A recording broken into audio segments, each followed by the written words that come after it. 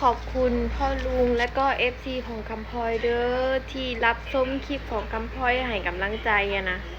บางคนเขาจะคอมเมนต์ว่ารับชมเพื่อให้กำลังใจคำพลอยเด้อเขาจะบอกโอ้ยขอบคุณหลายๆเด้อพ่อลุง FC ฝั่งไทย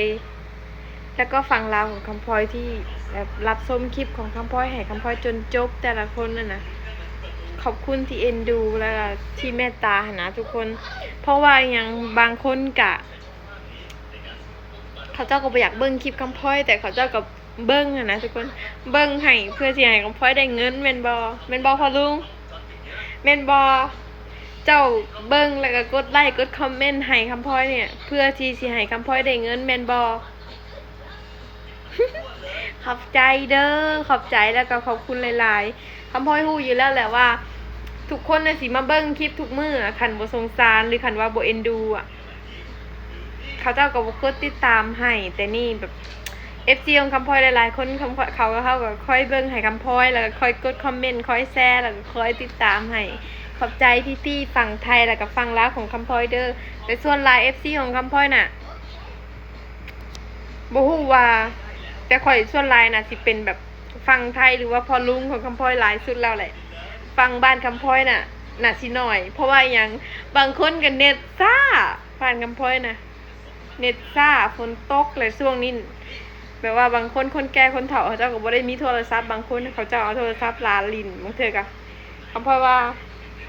ฝั่งไทย FC คำพลอยน่ะสิหลายสุดเห็นบ่หลายก็ฝั่งลาวอ่ะนะ ขอบคุณนะคะ